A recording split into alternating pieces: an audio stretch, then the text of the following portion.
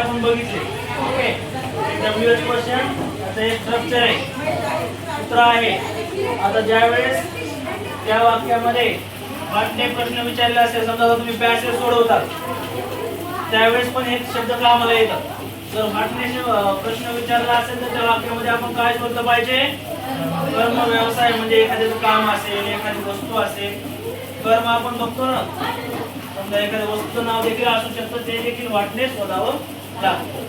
आता व्हाय म्हणजे का व्हायने प्रश्न विचारला तर त्याच्यात काय शोधायचं? कारण. हे पक्क लक्षात असलं पाहिजे. फेन म्हणजे केव्हा, म्हणजे वेळ. आता वेनने प्रश्न आला आणि तुम्ही व्हायचं उत्तर शोधता असं तर होत नाही.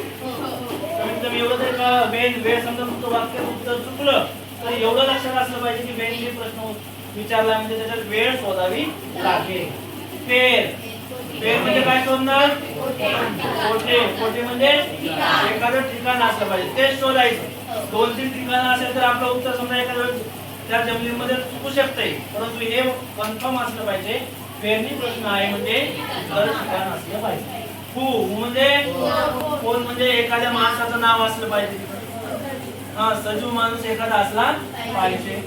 हुम म्हणजे कोणाला, म्हणजे ती बघते असली पाहिजे. असं आता आपण लिहितो ना, किरण कॅप किंवा आय बीट हिम.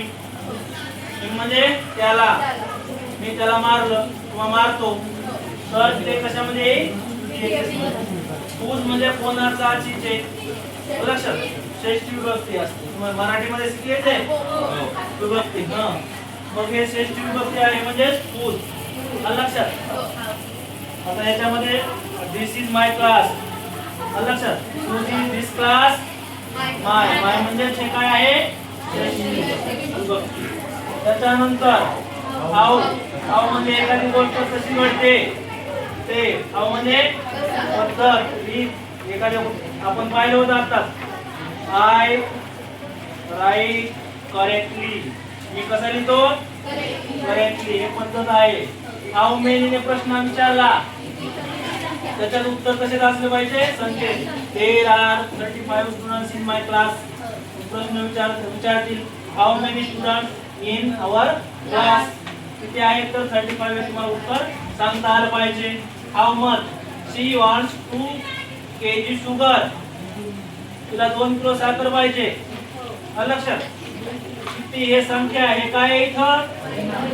परिणाम नाही, हे परिमाण. म्हणजे आपण ते मोजतो ना लिटर मध्ये, केजी मध्ये, त्याला म्हणायचं परिमाण. म्हणजे ते प्रश्न कसे विचारायचे? हाऊ फार, किती दूर. पोस्टमेट in 4 came from Islampur. Islampur पासून पोस्टमेट किती अंतर आहे? किंवा BC 6 came from Islampur. बांगडी 6 came from Islampur. हे अंतर विचारायचं कशात विचारावं लागेल? हाऊ फार मध्ये. हे फक्त माहित असलं पाहिजे. व्हिच म्हणजे कोणते. लक्षात. नाम कोणते कसं असेल? निर्जीव असेल. लक्षात. आता समजा I like white board. Which board do I like? White board. White board हे नाव आहे, पण ते बोर्ड बोलतंय का? म्हणजे निर्जीव आहे.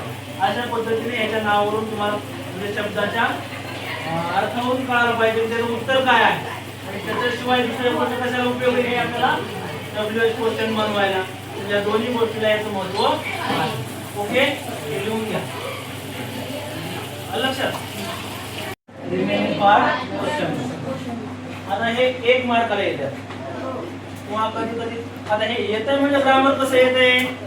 त्या पॅसेज मध्ये ते वाक्य जर असेल, म्हणजे आता चेंज व्हायचे समजा, ते वाक्य जर असेल तर ते वाक्य टाकलं जातं. असं कंपल्सरी नाही कुठल्याही उचलून टाकलं. लक्षात.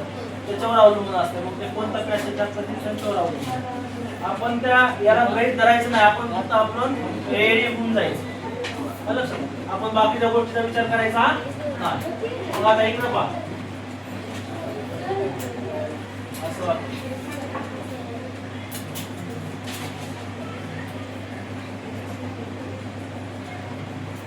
आय राईट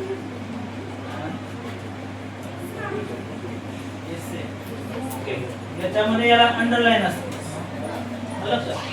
मग याला अंडरलाईन असेल तर याचा आता सांगितलेलं काय आहे त्यांनी की हे जे अंडरलाईन केले ते उत्तर बनवा. मग ते प्रश्नात येईल का नाही. मग आता आपण स्वतःला विचारलं पाहिजे आय राईट अँड एसे. मी एसे लिहितो निबंध काय लिहितो एसे. मग त्याच्यानंतर काय सांगितलंय ऑक्झिलरी वर्ब भेटत आहे का नाही. पण आपल्याला मेन वर्ब नुसार घेता येईल ना. आता इथं काय मेन वर्ब राईट. राईट जर मग त्याला येस लागलंय का नाही. म्हणून काय येईल डू. डज कधी येईल आणि नेम सिंग्युलर जर असेल तर काय लागेल त्याला यस किंवा यस. मग आहे त्याच्यामध्ये आहे का नाही. नसेल तर काय होईल टू येईल. जर याच्यापैकी असेल तर इथं यस लागला असतं तिथं न झालं असतं. लक्षात व्हॉट डू पुढं काय आहे आय सब्जेक्ट सायन्स आहे ना मेन वर्ब राईट.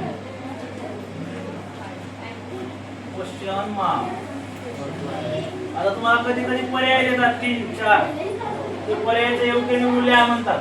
मग याला डू इथं टाकतात कधी इकडचे शब्द इकडे टाकतात. पण आपल्याला ऍक्युरन्सी माहिती पाहिजे की याचं हे स्ट्रक्चर आहे त्यानुसार आपण हे बनवायचं. लक्षात.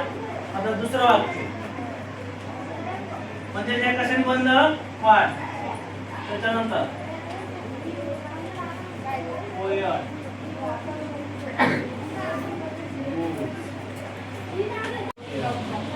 इकडे बघा poet goes slowly but carefully.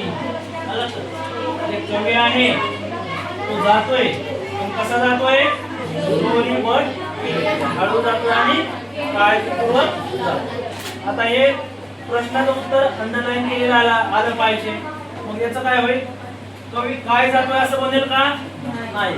कवी कसा जातो लक्षात. कसा म्हणजे मग हे लक्षात आलं पाहिजे तुमच्या हाव. त्याच्यानंतर सहाय्यकारी क्रियापद घेणं आवश्यक आहे सांगितलेले आपल्याला. हावच्या पुढे काय येईल मग डज. डज काय येईल क्रियापदाला काय लागलं यस. जर असेल तर डज घे. नंतर पोएट पुढे.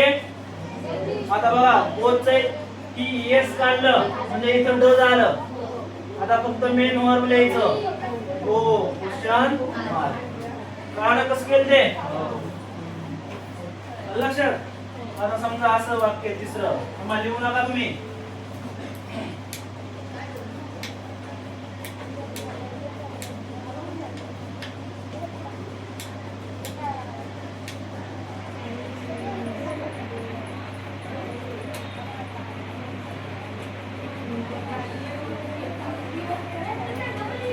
काय वाक्य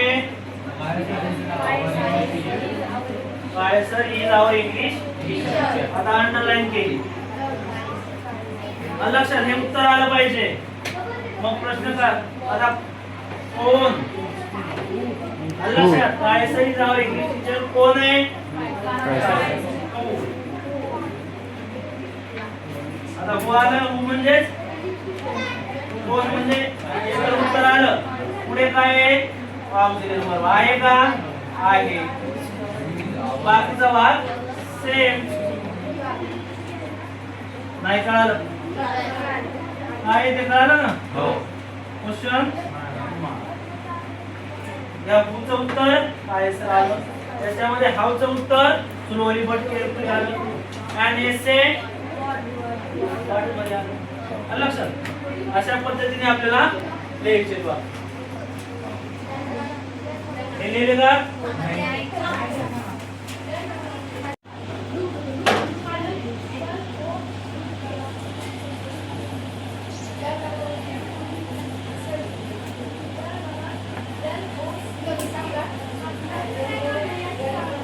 आता बघा इकडे लक्ष द्यायचे पण ते पण चेंज आहे. Okay this is Kiran's cap. लिहू नका इकडे बघा दिस इज किरण's कॅप म्हणजे काय ही टोपी किरणची आहे. किरण मुलगा का मुलगी कोणी पण असू. मग आता हे कोणाची प्रश्न काय ती कॅप किरणची आहे, तर मग ती कॅप कोणाची आहे? प्रश्न तयार कसा होईल? कोणाची? कोणाची काय लावतात? कोणता WH?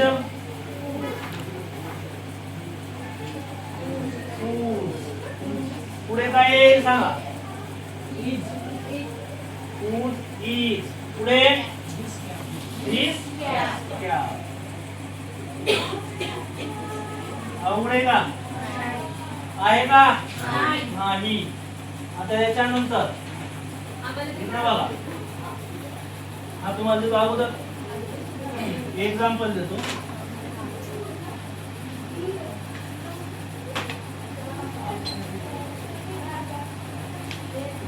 Mister Sane and Mrs. Sane went to party. लक्षात,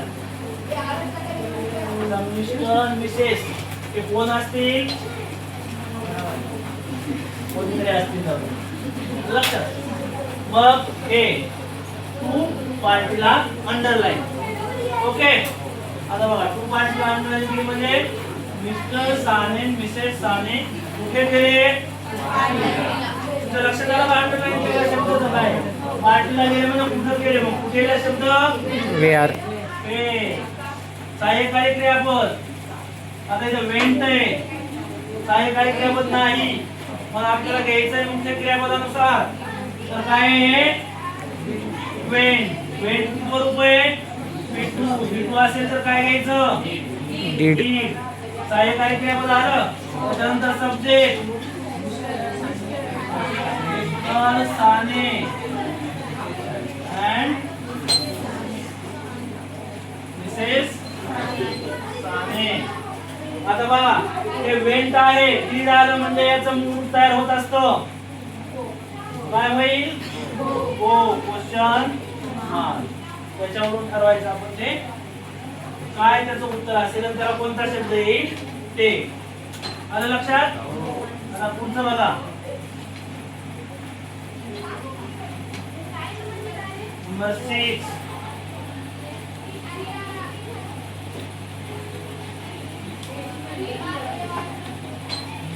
I did not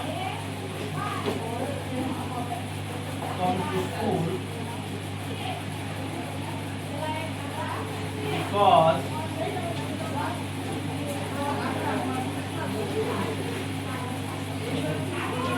my mother was ill. आता बघा इथं काळजीपूर्वक लक्ष द्या वाक्याला. आता अंडरलाईन केलेला भाग बघा. ओके, आता याच्यामध्ये काय आहे? I did not come to school. मी शाळेला आलो नाही. कारण का? मग आता एक उत्तर आहे म्हणजे प्रश्न कशापासून सुरू होईल? काय नाही, कायचं उत्तर पुढे. बिकॉज कशाचं उत्तर असतं? कारण शब्द काय आहे? का. काय म्हणजे काय? वाय. आता याच्यात काय घ्यायचं पुढं? नंतर सब्जेक्ट, नंतर नॉट. नॉटच्या समोर कम. टू. काय कळालं? काय सांगितलं ते कळालं का? मग कशामुळे काय आलं? कारण उत्तर बिकॉजचं आहे. कारण सांगायचं आपल्याला. मग अशा पद्धतीने आपण काय बनवायचं? WH question. WH क्वेश्चन सोपं आहे का अवघड आहे? बाहेर जाऊन आलेल्या मुलाच्या लक्षात आलं का? पोस्टमेट कळलं काय सांगितलं ते तुम्हाला? तुम्हाला कळालं का? हे मानवा लागेल. आता इकडे बघा, एक दुसरं वाक्य सांगतो.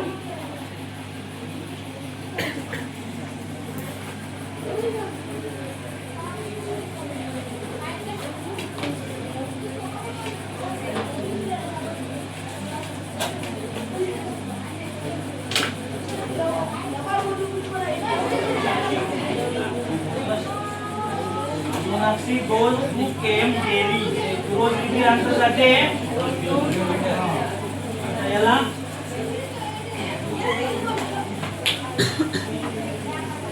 आता बघा सुरुवात आता 2 किलोमीटर जाते.